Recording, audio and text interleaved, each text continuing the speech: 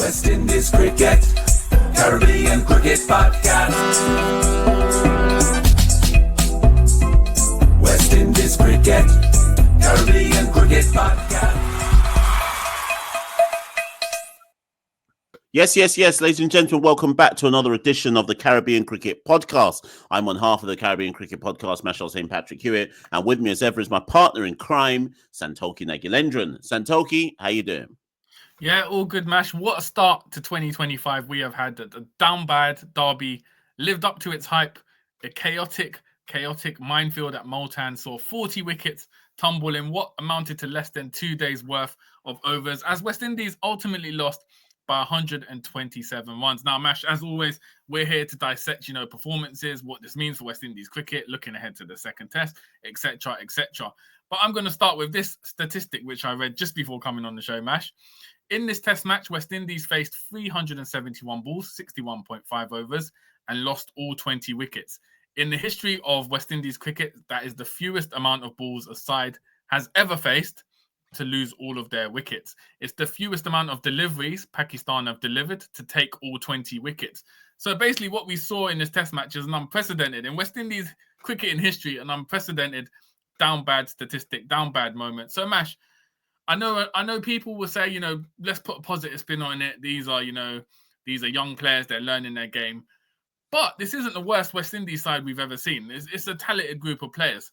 And for them to have a performance where essentially that statistic is telling us they couldn't apply themselves in these conditions, and to be bowled out twice in 61.5 overs, it's almost like they played an ODI, almost 50 overs basically. So to face that is a truly down bad moment, and I think that sort of sums up my issues with this. I get the players obviously are learning; they're not used to Pakistani conditions, but that just showed a lack of mental fortitude and application, and it was a truly down bad moment, down bad test for West Indies. And in West Indies cricket in history, to see that happen is sad for the legacy of West Indies cricket, for us to kind of reach this new level of low. So starting on a pessimistic note, but let's get your thoughts, Mash. Overall, what did you make of the performance in Multan? Listen, based on the stats that you've just given, it's a new low, but it's not the final low.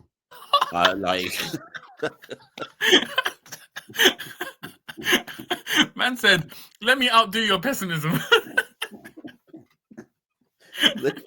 If I've learned anything in the last however many years as a West Indies fan, they're serving up something more for us. I don't know what it's gonna look like, but they're serving something up. So I'm not even gonna treat it like it's the worst low I've ever seen. I think prior to this series starting, so thing is, I'm not even trying to be pessimistic. I think I'm actually going to try and put a positive but realistic spin on it. Prior to this series starting, Santokie, neither one of us believed we could win a test in Pakistan. We both knew that Pakistan were going to put up ranked raging turners from day one because it worked against England. So why wouldn't you do it against West Indies? Prior to Pakistan winning against England, they hadn't won a test at home in 4 years or something ridiculous like that. So why would you change your strategy against West Indies? Do what works for you, right? And I don't blame Pakistan for that whatsoever. Once we knew Pakistan were going to do that, all you had to do was look at the inexperience of our team, look at how we have performed with the bat. There's that stunning stat, Santokie. I don't know if you can find it whilst I'm talking. That good friend of the podcast, Tawhid from the Sight Screen Cricket Podcast, put up about West Indies' last 13 test innings. And people, Santokie will have a look for it in a minute and read it out, because some of you won't have seen this tweet or won't realise the depth that we're talking about here of the problems. But in essence, the context of that tweet was that Tawhid pointed out that West Indies rarely score above 200 runs. I don't know if you've got it, Santokie. Yeah, I've got it. So give everyone the numbers. Yeah, so Tawhid's tweet, West Indies' last 13 inning scores in tests read 123, 137, 185, 146, 152, 459, which was made against Bangladesh, 222, 143, 201 for 5, 233 175 282 143. So a load of numbers there, but as Mash said, it showed we have an inability to generally score above 200 runs. And Tawhid ends the tweet by saying, the 459 in the first test against Bangladesh looks like an outlier. Bangladesh should be kicking themselves about drawing that series. And Mash, and can you imagine? Can you imagine? Man's looking at us going, how did we draw with them, man? Can you imagine? Can you imagine? But the thing is, Santokie, I'm not saying it for once, not even for once. I'm actually not even trying to be negative here. For me, it's just the realism of it. If you have a team that rarely scores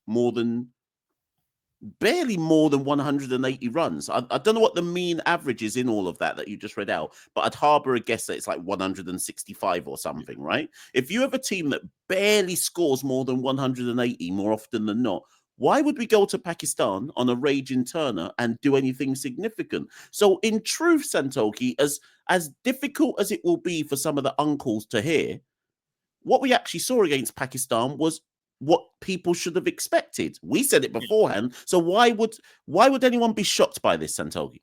Yeah, exactly. We predicted it. Like I said, I don't put any blame at Pakistan. The whole point of having home advantage is you build on that advantage. As you said, Mash, they'd had a losing streak of 4 years or whatever. So if they've changed their fortunes by having spin turning pitches, they're going to continue with that. And I think Shah Massoud, the captain, said after the game, listen, World Test Championship, we're going to do this every home game because we need to get those points and get to the final in the next cycle. So fair play to them. They did what they had to do to win the game. But Mash, as you said, we knew what was coming. But what can we do? We took batters. We took the best batters we could available for the test side at the moment. That is what was expected. We predicted, as you said, neither of us even entertained the idea of West Indies winning a test in Pakistan. It was just unfeasible.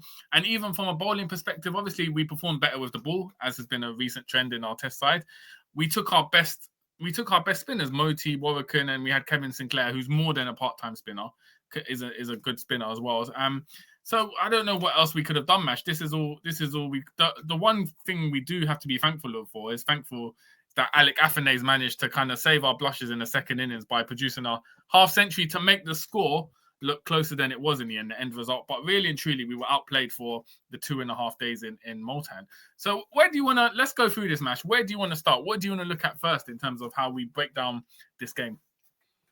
I think, do you know what? Let's get the positives out of the way, because there were some positives, to be fair. As much as it might seem like there wasn't, there was. Jamel Warrican took a test match 10 for, and I don't care if it was a spinning pitch or not. Anyone who takes 10 wickets in a test match is to be applauded for that. And to be fair, Santokie, it's now I don't know how many test matches in a row, but he's out bowling Gudakesh Multi. And on form and on merit, Warrican has pushed himself to the front of the queue to say that if West Indies ever want to play a spinner in any test match, it's his name first and whoever you want to play after that, right? Yeah. So we have to give Warrican praise. He bowled well last year. Was it against which series was it? Was it South Africa? I think against South Africa. So we have to give Jamel Warrican some praise, and he contributed with the bat as well. So Jamel Warrican, tick.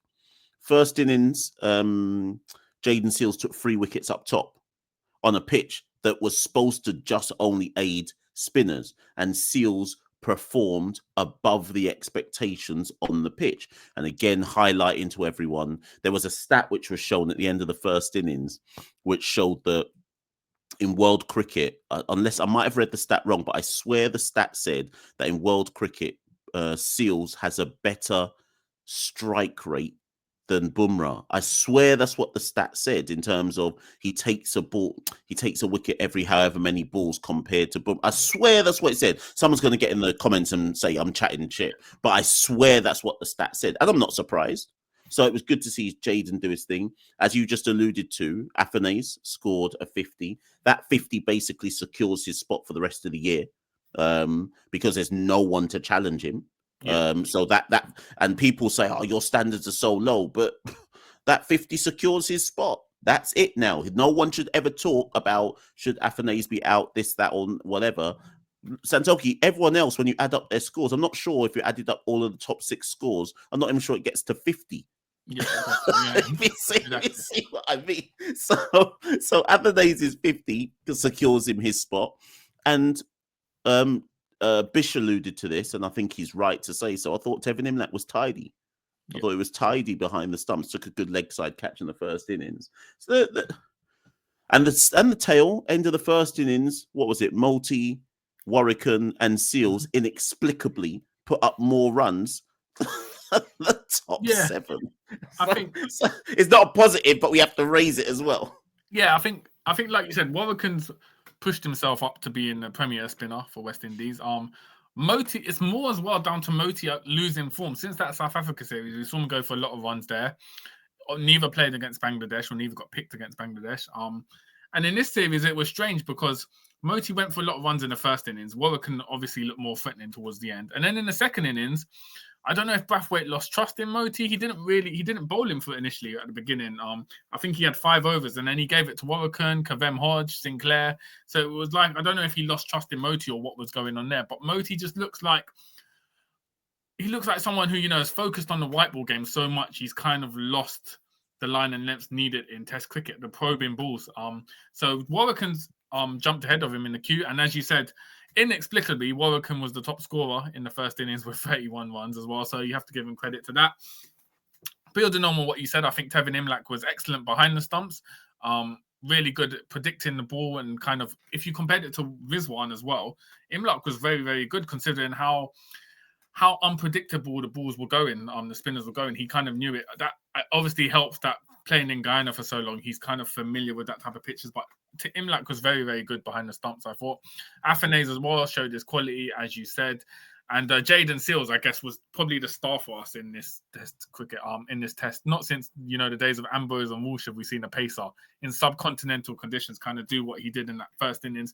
And Craig Brathwaite did say after the match that he expects Jaden Seals to get to 300 wickets. And whilst I think Jaden Seals has the talent to get to 300 wickets, it's whether we play that many tests or he plays that many tests for West Indies to get to that. But that kind of shows you kind of how highly regarded he is within the setup. That when was the last time a bowler got 300 wickets? It was probably Walsh or Ambrose for us. So that shows the high regarded he is considered by the camp. And yeah, real living up to that star boy name. So there were some positives, Mash, a lot of positives. However, that was offset by a lot of negatives. Namely, you said the top 6, the lack of runs there. And for me, if Athanaze is scoring a half century, if Warwican and Moti are able to get runs as well, I get it's tough conditions, but there's no excuses for the likes of, Hodge, Louis, Brathwaite to perform how they did and just struggle completely and not manage to put anyone together in both innings as top order international batters, Nash. Yeah, I think my worry more than the fact that the top 6 contributed nothing, bar Athanaze, it's that they didn't look. In the second innings, they came out and clearly there was some intent to be like, let's change our approach. Couple of them, I think Louis and Brathwaite stood outside off stump, tried to sweep a whole lot more. And there was a brief period at the start of the second innings. I think we got to like 23 before we lost the first wicket. And Craig in fact, I was listening to the press conference afterwards. He's the first to hold his hand up and say, boy, he picked out the only fielder on the leg side to lose his wicket. Up till then, you'd look positive, right? So they did try and adapt their approach mostly in the second innings. But the reality is, and again, the thing is, Santokie, people will always say I'm being harsh, but I'm just saying what I see. They're not up to it. That's the reality of the situation. They might be one day. They might be. A couple of them might be one day. But right here, right now, they're not up to it. They don't have the requisite tools to deal with the task at hand.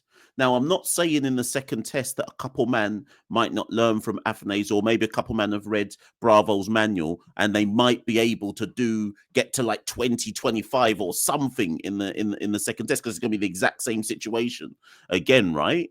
But I just look at us, our top 6, 7, and just think, boy, how many of them should be playing 18 cricket? right now, and that's not to denigrate their ability, but just look at them and go, boy, how many of them should be on an 18 tour?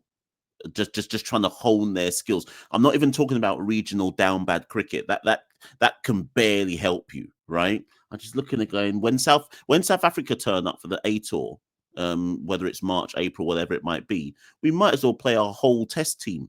Like they need 18 cricket. Like they need to try and hone their skills. Couple man need to go play club cricket in England or something. They need to do something because they don't look like they have the requisite skill set at the highest level to, and here's the key word, Santokie, to consistently make runs. Right now, we've got a team where the best of the players in that top 6 or 7 will make runs one every 4 or 5 innings. You can't play test match cricket with players like that. And then the worst of them are making runs one every 8 or 9 innings. You just can't have a team like that. Yeah, I agree completely. It's that lack of consistency. And I get it was tough conditions for all batters because the Pakistani batters, a lot of them struggled as well. It wasn't as if it was completely one-sided, but the difference was Pakistan in the first innings had Saul, Shakil and Rizwan score big. We didn't have anyone go big until Afanase put together runs in the second innings, but he was the only one to do it. And if you look at the sort of stats for how many runs, Hodge scored 4 runs across the 2 innings, Carty was 6, Justin Graves with 9, Mikhail Louis 14, Tevin Imlach 20, Kevin Sinclair 21, Brathwaite 23, Warrican 31. So basically, other than Afanase, no one scored more than Warrican and Afanase were the only ones across 2 innings to put together more than 30 runs. 2 shots, and they were the only ones. And Warrican was batting at number 10 or whatever. So that shows you how damn bad we are. And as you said, Mash, some of them are 1 in 6, some of them are 1 in 8. If you look at Casey Carty now, across his 5 tests, he's averaging 17 now. And yeah, so he's none in 10. Yeah, exactly. None in 10. Like if we go through everyone, so Carty's none in 10. Even Justin Graves, I know we got that 100 against Bangladesh, so it's not like I'm going to be like, oh, Graves can't do anything, right? But Graves is because remember he debuted in Australia, so Graves has now had 10 innings. He's 1 in 10. But if people are wondering what I mean by however many, I'm talking about over 50. So Graves is 1 in 10. Carty's none in 10. What's Louis? He got 97 against Bangladesh, so he must be 1 in 10 or something like that. What's Louis? Yeah, Louis. Well, he got the half. Was it at Edgbaston? He got the half century or something like that. Yeah, but that was ages ago. Hold on a minute. Wait a minute. Hold on. Let me look at Louis. 1 second. Louis averages 21 now after. Right. So Louis scored 97 against South Africa. So he's 4, 5, 6, 7, 8, 9. He's 1 in 10 because he's got 150 in 10 innings. Santokie, this is real talk now. This is real talk. Louis is 1 in 10. Carty's none in 10. Graves is 1 in 10. What's Hodge? Let's look at Kavem Hodge. I'm going to get to Brathwaite because everyone's going to know what about Brathwaite. I'm going to get to him. Kavem Hodge. Let me look at him. He got 50 against Bangladesh, didn't he? Yeah. Or did he not? Didn't Hodge? Let me see Hodge. I don't know. I'm going to check what Hodge got. Hodge is 1, 2, 3, 4, 5, 6, 7, 8, 9. He's 1 in 10. Yeah, so what are you saying, Mash? So we're playing 10 tests this year, so you're saying every man's going to hit one big score this year? Yeah? But the thing is, a big score just means like 52. Oh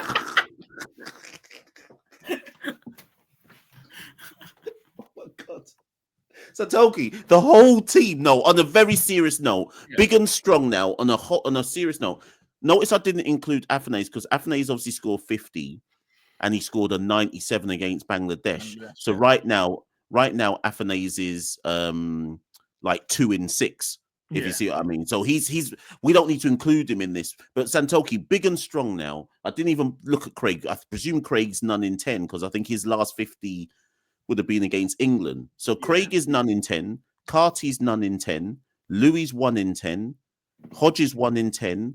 Graves is 1 in 10. You cannot forget the pitch. I actually think the pitch is irrelevant to this. We could have been playing anybody, Santokie. if your top 6 is full of a bunch of men who only make a score every 10 innings, you won't win test matches. It could be in our own conditions. It could be versus Pakistan, Bangladesh, England, Australia. You aren't going to win test matches. So when Cricket Forum said he's going to mash me up, and when I said we should be in tier 2, where should we be then, Santokie? If we shouldn't be in tier 2, where should we be? Because no, seriously, Santokie, where should we be? Because Cricket Forum's vexed that I said we should be in tier 2. He's lucky I didn't say we should be in tier 3. He's lucky, you know. The thing is, I'd never heard of Cricket Forum, you know, until someone sent me a clip of him saying he's going to mash someone up, and I said, "Who's he talking about?" He was like, "You guys." I said, "What's going on here?" So Cricket Forum, I guess if you're listening to this, man, we're ready for the invite. Well, come on, we'll jump on, man. We'll see how mash up we get. But yeah, Mash, I think what you were saying is completely. If you know what, there's one outlook you can have, that the pitch actually helped West Indies in so much as it gave our bowlers enough that the match could be seen as close. Because very well, Pakistan could have produced a road and scored 500 runs in the first innings. There's no guarantee we would have put up runs. We could have still fallen for 150, because a lot of the times it's down to that application and lack of composure. So if the pitch was a road, we still might have gone out for 150. So if anything, having us pitch like that helped us bowl out Pakistan for relatively low scores. It's just, again, our batting couldn't do it. But as you said, Mash, across the top 6, you're looking at just poor numbers. And one thing that's going to be important is somewhere in the world, Darren Sammy would have been watching that test very keenly, taking over the role officially in about 3 or 4 months.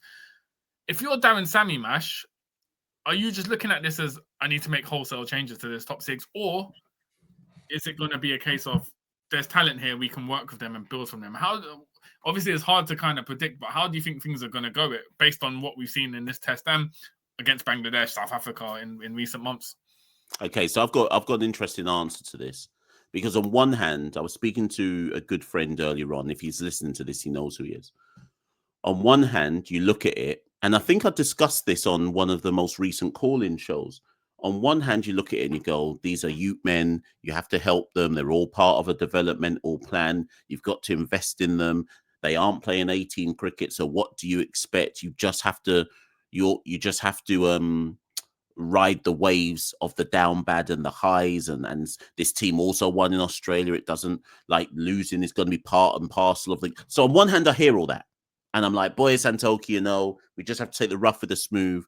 They're learning on the job. Let's see what they're able to do by the end of the year. So on one hand, I hear that.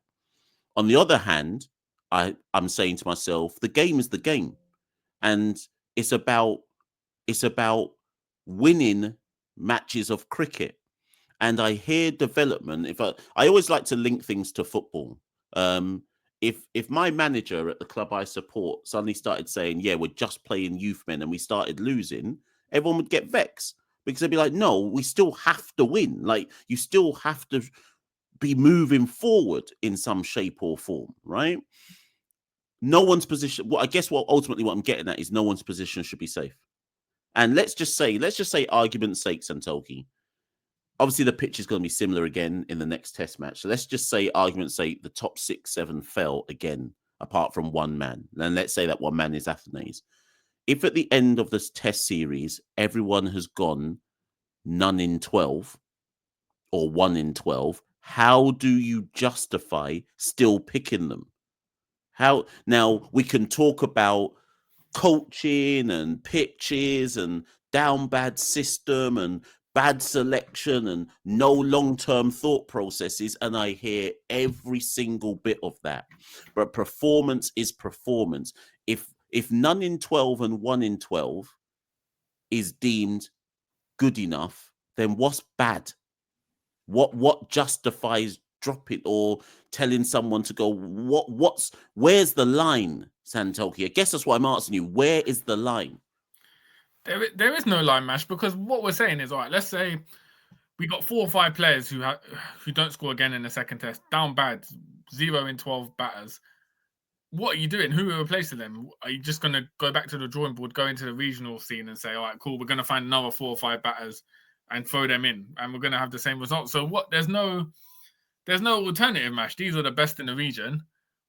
What else can you do? We don't have ready-made options. The only thing is, and I think this is why Cricket West Indies have appointed Sammy, is you basically try your best to get established white ball players to commit to red ball cricket. I mean, that's basically us hitting the red button and saying, look, no one who's a red ball specialist or who has prioritized red ball cricket in the region is performing with the bat at a regional level generally.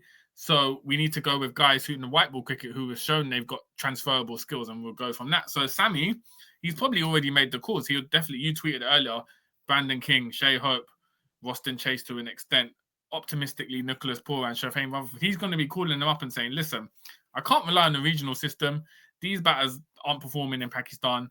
Where are you at, man? If you say yes, I'm putting you in the test side straight away. I think that's basically it. We're basically in a Hail Mary stage where there's no development system that can help us. So we're saying our prayers and just hoping that someone in a white ball system can kind of come over and help us out. That's where we're at. I just think we don't have any alternatives. These are the best we've got. What else can we do? Because if you're saying, all right, let's say we get another Mikhail Louis. Let's say someone in the regional scene comes out again and averages 70 in the regional season. What's going to happen? We'll throw him in the test side against Australia. They'll be they'll score no runs. Yeah, they'll score no runs. Simple as that. I ultimately agree with you. I think we are at the Hail Mary stage. I do want to point out to people that I'm not completely against the domestic scene. I've made it very clear that I think that what Cricket West Indies should be doing is looking at the academy and thinking long term with the academy and saying, right, the likes of Jewel Andrew, the likes of Nathan Edward, some of the ones who've graduated, the likes of Kevin Wickham, even throw in someone like a Kevlon Anderson, even have an eye on someone like a Matthew Nandu, all of them youth men who have been kind of linked with the academy, those type of players, come up with a developmental plan for them.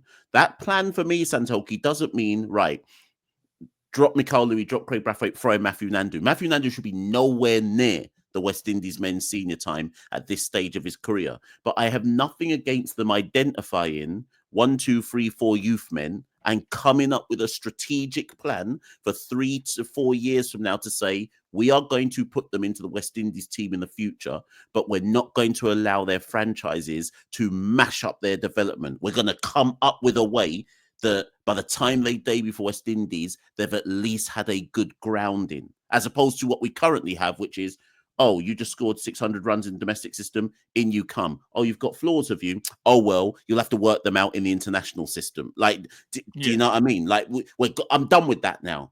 I'm done with it. It doesn't work. We've got what, 25 years of it showing it doesn't work. The Professional Cricket League, or what's now called the West Indies Championship, has shown us for the last 10 years it doesn't produce any good batters. So there's no point in looking at a broken system and looking for the answers.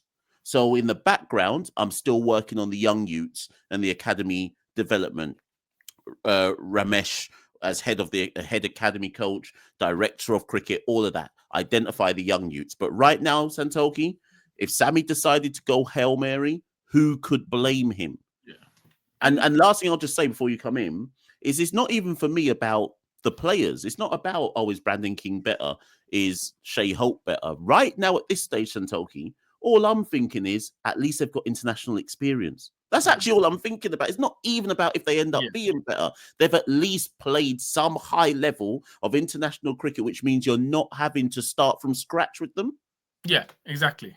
Because we haven't got anything to bridge the gap between regional and international cricket. And it's interesting because I've been reading the book Brian Lara's written, his autobiography. And even back in 1994, he said at the time, the regional system doesn't benefit anyone. He basically saying most of his skills came from his stint at Warwickshire. He learned how to kind of get grounded in there. The regional system where playing 7 games over 2 months in the West Indies wasn't helping him. And that was 30 years ago. So you could argue he has a point, because if you think in the past 30 years, how many really world-class batters have been produced playing regional cricket? And that loss, obviously, we've said it, and I think that ship has sailed, but that loss of West Indians playing county cricket, long-term, 10, 15 fixtures in England, has kind of really, really what's been our downfall. And the ones who do play it, you're seeing like Jaden Seals, what his stint at Sussex, we're seeing how it's improved his game and how it's made him into a world-class bowler. So we haven't got that for our batters. None of our batters, because county cricket is so limited, none of our batters in their current form will get overseas deals. So you're stuck in a cycle where we're relying on a regional system that hasn't worked for at least 30 years to produce international batters with nothing in the middle to bridge that gap because we don't play enough A-team cricket either. So it's all a cycle, Mash, at the moment. It's a cycle of down badness. Do you know what's interesting? You mentioned Jaden there. Before the England tour, Jason Holder had a stint at Worcestershire. And it's interesting that the only person who's averaged over 30 this year for West Indies is Jason Holder. I'm not saying it is definitely linked, but I'm just saying that Holder's the only one who averaged over 30. Yeah, because Holder, I think I even commentated on the game. He hit a century against Kent, I think. And it's interesting because remember Holder went to the Rajasthan. He skipped Super 50. Was it last 2023? He skipped Super 50. Went to Rajasthan Royals training camp and said facilities and the regional cricket's not benefiting him. He'd rather be at this camp. And then when he joined Worcestershire, it was only because he got injured. No, he got something. He didn't get the IPL deal. He didn't get the IPL deal. Yeah, and he said playing for Worcestershire gave him back his love for red ball cricket. So you're assuming from those words he lost his love playing red ball cricket. And I can only assume, if I'm putting 2 and 2 together, taking licks every game for West Indies is going to demoralise you. If you imagine he's been playing for 10 years Test cricket. So imagine just losing, and occasionally 1 in 6-7 times you get a miracle win. That's going to affect your morale.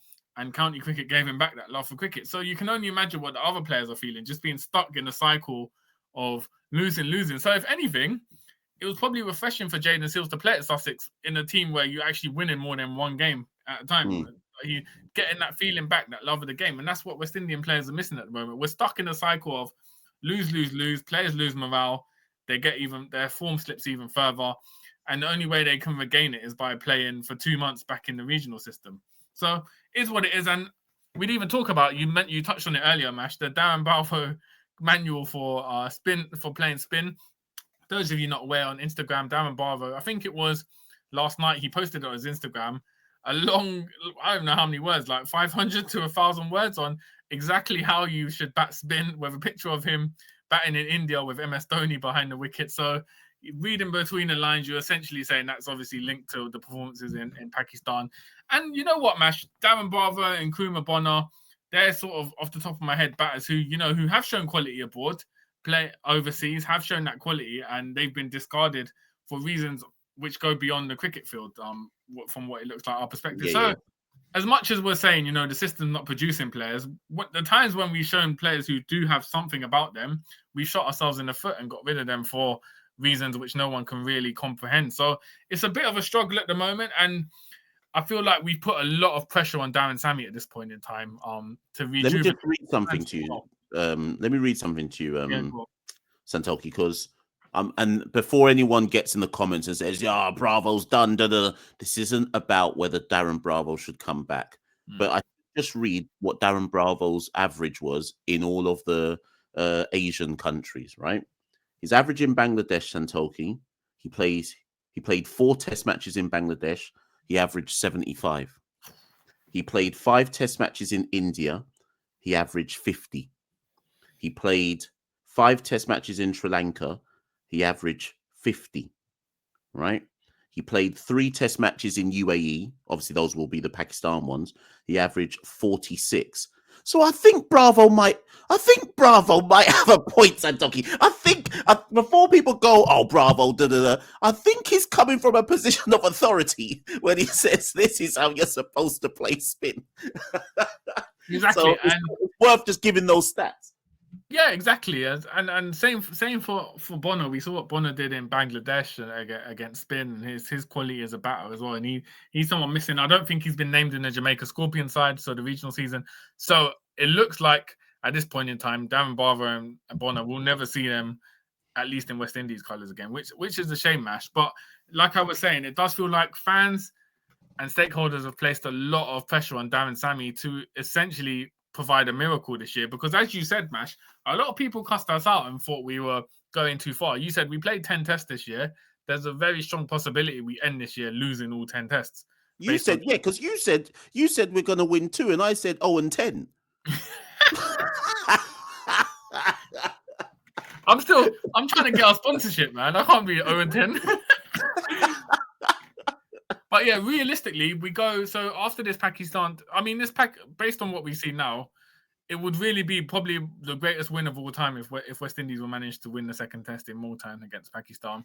Only 5 days turnaround. After this, we don't play Test cricket again until June. We got 3 tests against Australia, then 2 tests against India, and then 3. Write them off. Write the India ones completely off. Well, the India is basically going to be like what we saw in his first test in Multan, and then 3 tests away in New Zealand. So, as Mash said, there's a very realistic possibility we end this test this year with Sammy in charge of losing 8 tests this year. So, there's a lot of pressure on Darren Sammy to turn around a team which is in deep, deep struggles. And again, Mash, to put football comparison things on things, we've seen Almiron at Man United. He's one of the world's leading tacticians in Portugal. He's gone to Man United where they've been in decay for the past few years. People expected him to turn it around. He's currently on one of the worst records in history, on a losing one, because one man can't change systematic issues that have been deep-rooted in a side, regardless of... What did he say today? I think the quote from today is he said, this is possibly the worst Manchester United side in history. Can I just say, Santokie, this is the worst West Indian side in history. Yeah. And that's not even me trying to be bad. I think it is. I think in my lifetime, I don't know about you, Santokie, in my lifetime, let me just think the worst. No, that's a lie. That's harsh. The worst was that side that played Bangladesh when everybody said they're not playing. Yeah, but that's an anomaly though, because that wasn't a pick side though. It wasn't like we picked the best players. That was like everyone's on strike. We're just gonna have to put a C team together. Okay, right. In that case, then this is the worst side in West Indian history. Yeah, and because this is a case where if you take out the white ball players, essentially everyone in the region is available for this side. So. And this is what we produce. So, Mash, let's look ahead to the second test. Do you see any changes? Me personally, I think Seals only bowled 24 overs across the 2 innings because of the length. I think they'll stick with Seals as the pacer. I can't. Yeah. Kemar Roach, obviously, we don't know his status. He was unwell. Anderson Phillip, I can't see them. Unless Seals was completely burnt out, I can't see them dropping Seals because as a pacer, he played the perfect role. I think, obviously, with the spinners, we'll have to go with Moti, Warwick, Kevin Sinclair. My thing is, I tweeted it, and people were actually messaging saying, like, this, we should actually do this. What at this point in time, Justin Graves, he's not performing with the bat. He's not going to do much of the ball in Pakistan. I would fly in a Jimbo or Visami Pamuk and just say, look, throw them into the side, fight spin with spin, because at least we got more spin that we can threat with. I just can't see Justin Graves in the second test. No disrespect to him, but I just can't see how he'll be effective as an all-rounder. Right. The fact that Jimbo going home from BPL notwithstanding for, I believe, some kind of injury. But forget that, though. Just for argument's sake, let's just say argument's sake he's fit enough to bowl in Test. There's a bigger argument and a valid argument to say, why was he not selected anyway? Right? Yeah. Now, let me explain. On a ranked turner where no one can score any runs, you should be thinking this, and this goes back to things. This is bigger than just the performance of individual players. This is about horses for courses. What's your best team for the conditions you are in, right? This isn't about whether Jimbo's too big or this. Forget all that. What's your best team for the conditions you're playing? Jimbo's international record shows that when he played in Bangladesh and when he played in Afghanistan in spin-friendly pitches, he bowled us to victory because he's the best off-spinner we have in the region. When he's not in bowler-friendly conditions, we can debate if he's good enough. But let me explain this. Let me put it this way, Santokie. Kevin Sinclair or Akeem Cornwall, who's the better off-spinner? It's Jimbo all day, every day. It doesn't matter if he can move or not. No one's making any runs anyway. So I just look at certain things and just think selection just has to be better. It's not horses for courses. Pick your best players available, irrespective of whatever politics and politicking needs to go on. So Jimbo should have been there from the jump. I think Moti, if he doesn't take wickets in the second test, Santokie, he may not get back into the side. And they're probably looking at Multi right now going, boy, and this is where your point is valid. They're probably looking at him going, boy, your confidence looks shot. You, it looks like you don't know how to adapt to the pace that you need to bowl on these type of wickets. It looks like you're bowling the same ball 100 times. We've got to be ruthless out here. We've got to be ruthless. So if it was what was that test where Vasami actually took wickets before he got dropped again? Was it Sri Lanka away? Sri Lanka away, yeah. Horses for courses, Santokie. Do you know what I mean? Like, pick your best players for the conditions. Yeah, I don't think Moti's going to play against Australia because we will probably only play one spinner, full-time spinner against Australia at home, especially if it's going to be at Kensington Oval, for instance, one of the tests and Sabina Park. I think we'll go with one spinner. So it's got to be Warwick. So I don't think Moti will play against Australia. But as you said, Mash, we've got to make, when we've got such a small pool, we've got to make the right selections. So looking ahead, obviously, I think the bowling attack will stay the same. I'll be interested because I think Amir Jangu will get a debut in the second test. I think he's going to play. I'm not sure. It might be Carty, who gets told to drop. Carty's in the worst form of the top order, so he's logical sense. Or they could try and reinforce the batting and go for Jangu for Graves, maybe. But I don't know. You could. Well, Carty's in worse form than Graves. So can I suggest something else? Yeah. It sounds mad, and I'm not advocating for it. But given how these pitches are playing, and obviously Jaden Seal's star boy, but do we actually need him? Yeah, if we can't bat, you might as well just You might as well tell Seals to sit and tell Jangu to play and try and put 11 men on the pitch to bat. And just tell Warwick, Multi, and Sinclair, you're bowling all the overs. And if we have to bowl any seam up, then because really and truly, Santokie, you could pick Jangu because you know the team can't bat, so you just add an extra batter. Tell Seals to sit, and then you look at Warwick, Multi, Sinclair, Brathwaite, Afanase, Hodge, and just bowl spin the whole match because that's what Pakistan are gonna do. I'm actually, it's tongue in cheek what I'm saying, Santokie, but I am making the point that I am making the point that Pakistan are just going to bowl spin. So there's an argument that could be possibility. I just think Seals does a good job in the first innings. He did a good job of holding up an end, and he also took the 3 wickets. So I think he'll be effective enough where they'll want him in the second test. So I think Seals will definitely play. And yeah, if I was a betting man, I'd say Carty's out. I'd say Jangu comes in, and he's a man in form, so they'll be hoping he can just translate it. However, this being realistic is going to be very, very tough for Amir Jangu to sort of come in Pakistan second test and put together any sort of ones where no one else has. We saw with Imlak, fresh face, keen to get in, and he couldn't put together any ones as good as he was behind the wicket. So it's going to be tough, but I definitely see Amir Jangu getting a debut cap purely because West Indies have nothing to lose. And Mash, it seems to be a recurring debate. Craig Brathwaite, obviously massively out of form at the moment, calls for him to be dropped. You've said, and I've agreed with you as well. We don't think he'll be captain under the Sammy Rain. But do you think he'll be in the side under the Sammy Rain? That's a bigger question to ask. So I'm going to be consistent, and I'm going to say that no one's position is safe.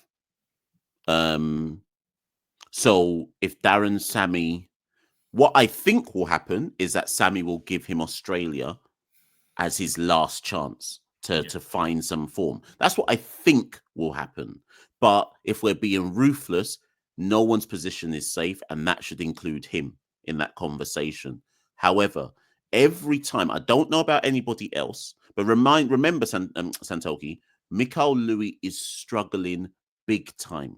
Yeah. Are we really going to drop Brathwaite and keep Louis and bring in the next man? If Brathwaite's going, Louis has to go. And if you're dropping both, are you really bringing in 2 new openers? And then the next conversation that I have in my head whenever I look at Santokie is, who would that be?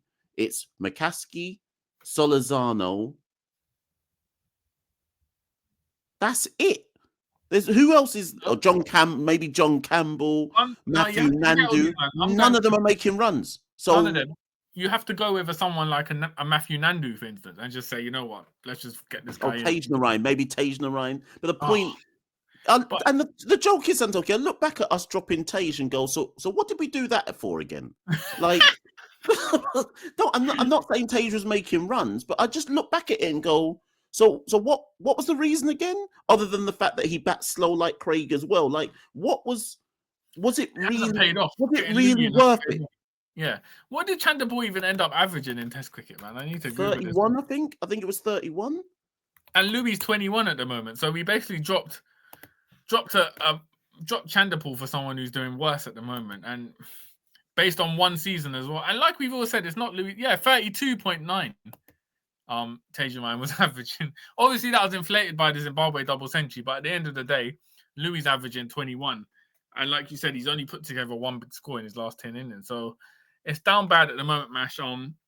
This regional season will be interesting to see. I think nobody knows how much importance Sammy's going to apply to the regional season and performances, but nevertheless, players know, all the batters in the region know, if they can put together big scores like Machel Louis did last year, there's a very good chance they'll be in the Test side come the summer. So a lot of motivation, as always, on the podcast. We'll be following all the rounds, all the games, keeping up with the performances, and hoping that we can see some new faces put together some scores, take some wickets, as always, because West Indies, we need something. We need something at the moment, Mash. We need an injection following this continued. This isn't like an isolated down bad event. As you said, Mash. No, yeah. This isn't the end of it. This isn't the final chapter. There'll probably be in a year's time, we'll probably be talking about something even worse that's happened. So who knows? Listen, let's just hope they can. Man will say, hold on. You lot are talking so much about West Indies being bad. Why don't you stop watching him? That's the thing, man. It's in our blood. We can't do anything else. We can't stop. We can't stop. Imagine, Santokie, this morning, I knew we were going to lose and lose quickly. And my alarm went off at the 4:30 and I got out of bed to go watch the cricket anyways. I could easily, remember the match was over. The match was over by 9 o'clock UK time. Yeah. I could easily have just stayed in bed and gone, these men are going to lose. Let me just wake up and watch the highlights because it'll be over quickly. And I got up and forced myself to watch it to the bitter end, Santokie. So, it's too late. It's too late for me to stop. This sums up West Indies cricket because basically exactly this time last year, we had tears in our eyes after the miracle in the Gabba saying West Indies are back. Big videos done. Shamar Joseph. Oh my God. A year later, we're defeated in the quickest time ever.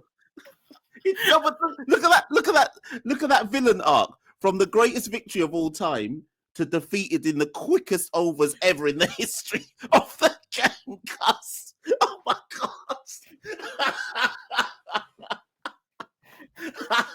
Oh, never a dull day in West Indies cricket, man. Listen, we rally though. We rally. We go again. We go again for the second test. And as ever, people, those listening, like, share, and subscribe. Last I checked, I think we're about 50 subscribers. It's 50 subscribers away from 11K on YouTube. So maybe you're one of the 50. Like, share, subscribe, share it in your WhatsApps, Facebooks, etc., etc. If you'd like to, we're on all the social media handles. You can see them at the top: Instagram, X, Blue Sky, TikTok, Patreon, Facebook, Discord. I'm probably missing something, but we're on all of them. And if you'd like to support the Caribbean Cricket Podcast financially, one, you could buy a beanie. I'm wearing one right now. DM me if you're interested, or go to www.patreon.com/Carib Cricket. Any little bit helps and counts. All of that money that we get, we just put back into improving the content and everything that we do on the show. Santokie, last words to you. Yeah, as Mash said, like, comment, subscribe. Obviously, follow us on Instagram. We've had recent surge of numbers on there. As always, subscribe on YouTube. And yeah, if you can support us on Patreon, all financial contributions are invested back into the podcast. Going forward, that might include paying for me and Mash to get therapy for our obsession with West Indies cricket. But thank you as always. And yeah, we'll be back very soon with some more the 2025 year of the content mashers, filling up the content plan as we speak. So over the next few days, we'll have more videos dropping, and we look forward to the second test on Saturday. We live in hope. Hopefully West Indies can try and pull off a miracle. Nevertheless, we'll be up at 5 a.m. Saturday morning in the cold darkness of London to watch that all unfold. So thank you very much, guys, and we'll see you very soon. West Indies cricket, Caribbean cricket podcast.